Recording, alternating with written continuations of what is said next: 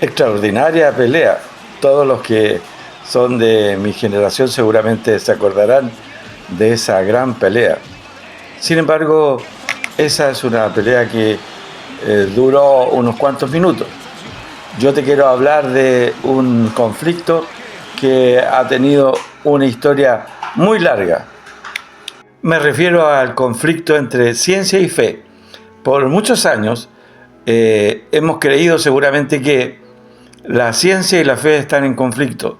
Sin embargo, si te dijera que en realidad esa idea es una construcción cultural, es decir, una narrativa que ha sido generada y reforzada a lo largo del tiempo por diferentes intereses y por diferentes discursos y prácticas sociales, hoy vamos a demostrar este falso dilema que existe entre ciencia y fe. Y para empezar, lo que te diré es que no es que la ciencia niegue la existencia de Dios, sino que algunos han promovido esta idea o esta visión para fortalecer el ateísmo. Sin miedo a equivocarme, lo digo. Al mismo tiempo, dentro de la comunidad cristiana no hemos hecho lo suficiente para responder y ofrecer claridad respecto de este tema. En nuestras propias iglesias ha ocurrido que no hemos puesto suficiente énfasis en integrar la fe con la ciencia, y en vez de preparar, o en lugar de preparar a nuestros jóvenes para enfrentar con confianza los desafíos intelectuales del mundo académico, hemos permitido que crezcan con esta falsa idea de confrontación. En Chile, como todos sabemos, el 16% de la población se identifica con la religión evangélica, y por tanto el 16% de los matrimonios del país se ven enfrentados a que sus hijos, nuestros jóvenes, enfrentan un mundo académico donde predominan ideas que presentan a la ciencia y la fe como irreconciliables. Y el problema no es que en las universidades se les enseñe ciencia, sino que lo preocupante es que muchas veces la ciencia es presentada con una carga ideológica, es decir, para enfrentar sus carreras, para convertirse en un científico de buen nivel, un profesional de buen nivel, pareciera que se les empuja a elegir entre ciencia y fe debido a esta falsa idea de confrontación. Pero no es cierto que hay que ser ateo para ser un buen científico. Pero tengo una buena noticia. Afortunadamente existen cristianos con gran preparación académica que han desafiado esta falsa dicotomía. Uno de ellos es el Dr. John Lennox, un matemático de la Universidad de Oxford, quien con humildad y brillantez ha demostrado que la fe y la ciencia no solo son compatibles, sino que la misma ciencia apunta a un creador. Y para entender mejor el trabajo del Dr. John Lennox, les voy a compartir algo que él desarrolló en forma brillante para demostrar que la ciencia y la fe no están en confrontación, sino que responden a preguntas diferentes, a preguntas distintas, es decir, son complementarias. Me refiero a la brillante metáfora creada por el Dr. John Lennox, denominada el pastel de la tía Matilda, que la entrega en su libro ¿Ha enterrado la ciencia a Dios? Y la metáfora del pastel de la tía Matilda dice más o menos así. Imaginemos que la tía Matilda, este personaje fundamental de la metáfora, trabaja para un señor muy adinerado y ella es la encargada de la pastelería de la casa de este señor y hornea un delicioso pastel. Luego, este señor acaudalado llama a un grupo de hombres sabios, es decir, a los científicos más importantes de su tiempo, y los convoca en su casa bajo la promesa de una muy buena paga. Les encomienda un trabajo. Y para eso llegan los matemáticos, los biólogos, los químicos y los físicos más importantes de esta época.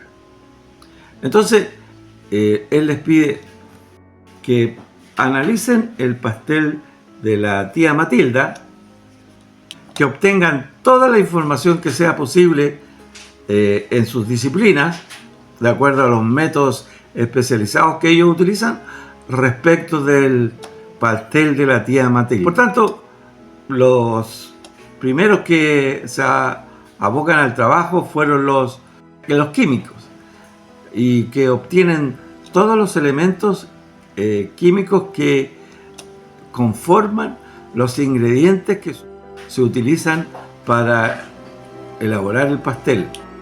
Por su parte, los biólogos obtienen la información de cómo los procesos de fermentación hicieron que el volumen del pastel aumentara. Por su parte, los físicos señalaron que con los cambios de temperatura y la aplicación de calor, los elementos químicos se convirtieron en otros compuestos mucho más complejos, y después de todo ese proceso, los elementos conforman compuestos derivados de los originales. Y por su parte, los matemáticos obtienen la información de todos los elementos que se usan para la preparación del pastel en sus proporciones específicas. Y toda esta información se la entregan al Señor, y él queda muy satisfecho de la información y les pregunta a todos: ¿es todo lo que tienen que informar? Por supuesto, es todo, contestan todos los científicos. Y el señor acaudalado les dice: pero yo tengo una última pregunta, y cualquiera de ustedes que me la responda es válido. Y la pregunta es: ¿por qué hizo el pastel la tía Matilda?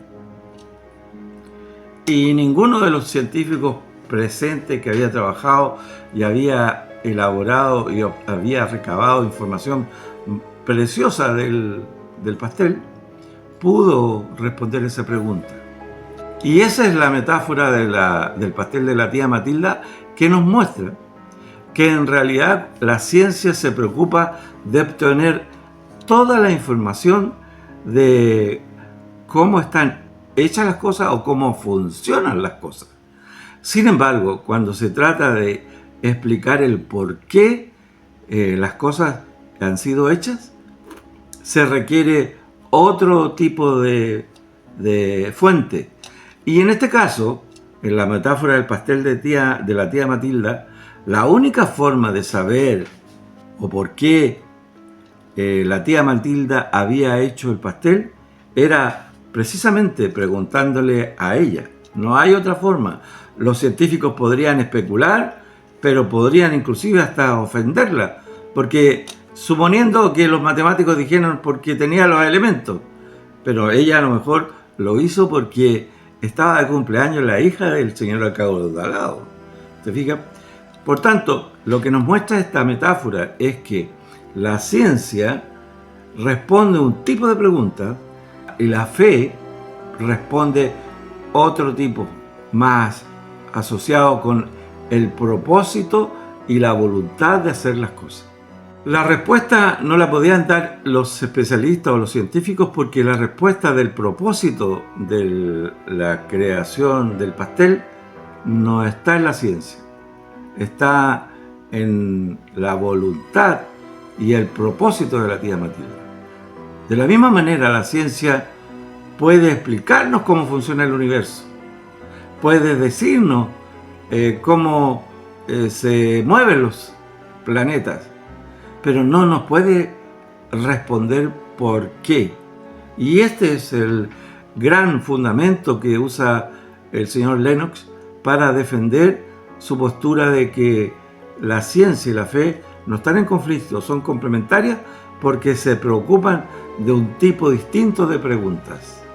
Es decir, un hombre puede ser perfectamente un muy buen científico y también ser creyente, como lo indica la historia. Grandes pensadores del pasado, grandes científicos del pasado, que son columnas de la ciencia que hoy día nos permite entender cómo funciona nuestro universo, eran cristianos devotos, como lo hemos visto en otros videos.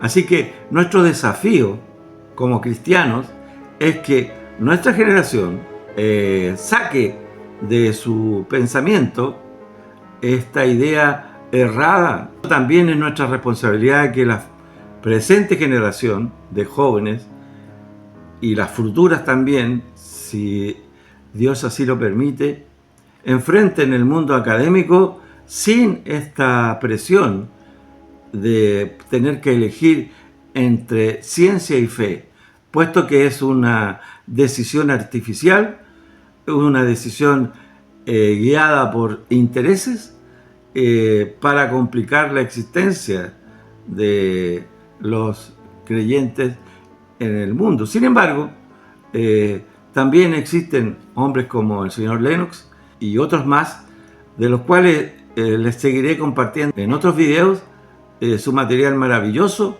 para ir entendiendo cada vez mejor esta idea de que la ciencia y la fe más bien son complementarias. Que Dios te bendiga.